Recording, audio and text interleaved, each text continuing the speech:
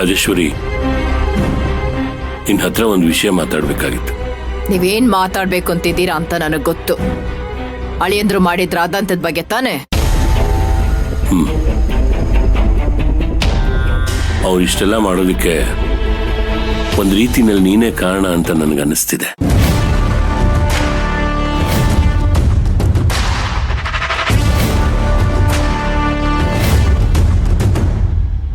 What? ಏನ್ ಹೇಳ್ತಾ ಇದ್ದೀರಾ ಚಂದ್ರು ನೀವು? ಅವ್ರು ಹಾಗೆ ಮಾಡೋದಕ್ಕೆ ನಾನೇ ಕಾರಣ ಆಗ್ತೀನಿ? ಅಂದ್ರೆ ನನ್ನ ಮಾತಿನ ಉದ್ದೇಶ ಅದಲ್ಲ.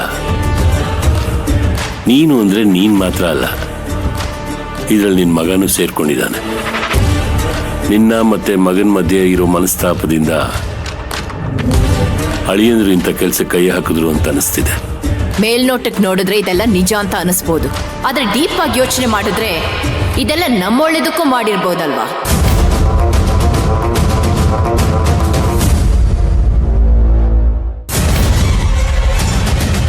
ಏನ್ ತಮಾಷೆ ಮಾಡ್ತಿದ್ಯಾ ರಾಜೇಶ್ವರಿ? ಇಂಥ ಕೆಲಸ ಎಲ್ಲ ಮಾಡಿದ್ರೆ ನಮ್ಗೇನು ಒಳ್ಳೇದಾಗತ್ತೆ? ಇಲ್ಲೇ ನೀವು ನಿಮ್ಮ ಮನಸ್ಥಿತಿನ ಬದಲಾಯಿಸ್ಕೋಬೇಕು ಅಂತ ಹೇಳ್ತಾ ಇರೋದು. ಯಾವಾಗ ನೋಡಿದ್ರು ಮಗನ್ ಒಳ್ಳೇದ ಬಗ್ಗೆ ಯೋಚನೆ ಮಾಡ್ತಿರೋ ಹೊರತು ಮಗಳ ಬಗ್ಗೆ ಯಾಕೆ ಯೋಚನೆ ಮಾಡ್ತಾ ಇಲ್ಲ? ಒಬ್ಬ ತಂದೆಯಾಗಿ ಎಲ್ರ ಬಗ್ಗೆನೂ ಸಮಾನವಾಗಿ ಯೋಚನೆ ಮಾಡ್ಬೇಕು ಅಲ್ವಾ ಚಂದ್ರು?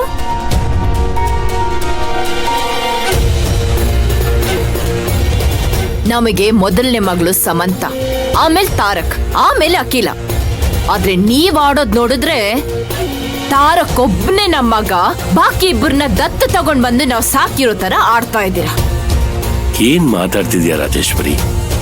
ನಾನ್ ಮಕ್ಕಳ ವಿಷಯದಲ್ಲಿ ಭೇದ ಭಾವ ಮಾಡ್ತಿದ್ದೀನ?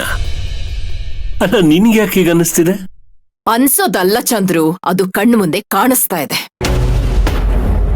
ತಾರಕ್ ಮಗು ಆಗ್ಬೇಕು ಅಂತ ಪ್ಲಾನ್ ಮಾಡಿ ಅವ್ರನ್ನ ರಿಸಾರ್ಟ್ ಕಳ್ಸಿದ್ರಿ.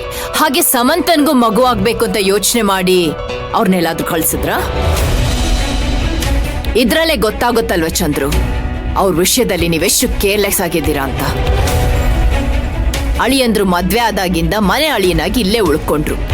ಸಮಂತ ಕೂಡ ನಾನ್ ನಿಮ್ಮನ್ನ ಬಿಟ್ಟು ಎಲ್ಲೂ ಹೋಗೋದಿಲ್ಲ, ಅವ್ರನ್ನು ಇಲ್ಲೇ ಇರೋದಕ್ಕೆ ಹೇಳಿ ಅಂತ ಹೇಳ್ದಾಗ ಅಳಿಯಂದ್ರು ಸೆಕೆಂಡ್ ಥಾಟ್ ಇಲ್ದೆ ಇಲ್ಲೇ ಇರೋದಕ್ಕೆ ಒಪ್ಕೊಂಡ್ರು.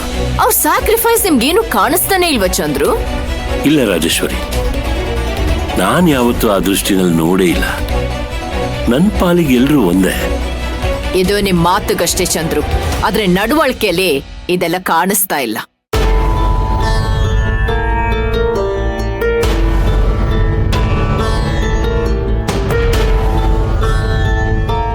ನಾವ್ ಯಾವತ್ತೂ ಒಂದೇ ಆಂಗಲ್ ಇಂದ ಯೋಚನೆ ಮಾಡಬಾರ್ದು ಚಂದ್ರು, ಇನ್ನೊಂದು ಆಂಗಲ್ ಇಂದನೂ ಯೋಚನೆ ಮಾಡ್ಬೇಕು.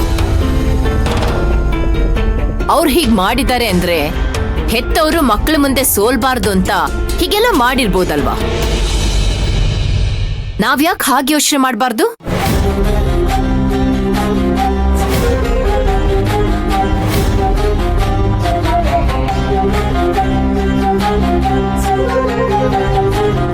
ನನ್ಗೂ ಮೊದ್ಲು ಅವ್ರ ಮೇಲೆ ಕೋಪ ಬಂತು, ಆದ್ರೆ ಸಮಾಧಾನವಾಗಿ ಕೂತಿ ಯೋಚನೆ ಮಾಡಿದಾಗ ಇದು ಹೀಗೆಲ್ಲ ಆಗಿರ್ಬೋದಲ್ಲ ಅಂತ ನನ್ಗೂ ಅನ್ನಿಸ್ತು. ಈಗ ನೀವು ಸಮಾಧಾನವಾಗಿ ಕೂತ್ಕೊಂಡು ಯೋಚನೆ ಮಾಡಿ ನೋಡಿ, ಆಗ ನಿಮ್ಗೂ ಎಲ್ಲ ಅರ್ಥ ಆಗುತ್ತೆ. ಹಾಗಾದ್ರೆ ತಾರಕ್ ಆಸೆ ಕನಸುಗಳಿಗೆ ಬೆಲೆನೇ ಇಲ್ವಾ? ಅವನ್ ಬಿಸ್ನೆಸ್ ನಲ್ಲಿ ಆಸಕ್ತಿ ತೋರಿಸ್ತಿರೋದು ನಿನ್ಗೆ ಇಷ್ಟ ಆಗ್ತಿಲ್ವಾ? ಅವನ್ ಟೆಂಡರ್ ಕಳ್ಕೊಂಡು ಹತಾಶನಾಗಿರೋದಕ್ಕೆ ನಿನ್ಗೇನು ಅನ್ನಿಸ್ತಾನೆ ಇಲ್ವಾ? ಈ ವಿಷಯ ಕೇಳಿ ನನ್ಗೂ ಬೇಜಾರಾಯ್ತು ಚಂದ್ರು. ಆದ್ರೆ ಜೀವನದಲ್ಲಿ ಇದು ಒಂದೇ ಟೆಂಡರ್ ಅಲ್ವಲ್ಲ, ಅದು ಅಲ್ಲದೆ ಇದ್ರಲ್ಲಿ ನಮ್ಗೇನು ನಷ್ಟ ಆಗಿಲ್ಲ. ಇದಲ್ಲ ಅಂದ್ರೆ ಇನ್ನೊಂದು ಟೆಂಡರ್ ಬಿಡ್ ಮಾಡ್ಬೋದು. ಅದು ಬಿಟ್ಟು ಯಾಕೆಲ್ರೂ ಮನ್ಸಿಗೆ ನೋವಾಗೋ ಮಾತಾಡಿ ಸಂಬಂಧಗಳನ್ನ ಹಾಳು ಮಾಡ್ಕೋಬೇಕು?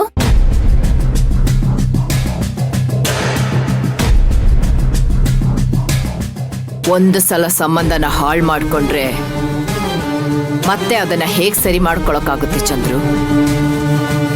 ಸಂಬಂಧಗಳು ಕನ್ನಡಿ ಇದ್ದ ಹಾಗೆ, ಒಂದ್ಸಲ ಬಿರುಕು ಮೂಡಿದ್ರೆ ಅದನ್ನ ಮತ್ತೆ ಸರಿ ಮಾಡ್ಕೊಳ್ಳೋದಕ್ಕಾಗಲ್ಲ. ಆಗ ಎಲ್ರೂ ಇದ್ದು ಒಂಟಿ ಆಗ್ಬಿಡ್ತೀವಿ.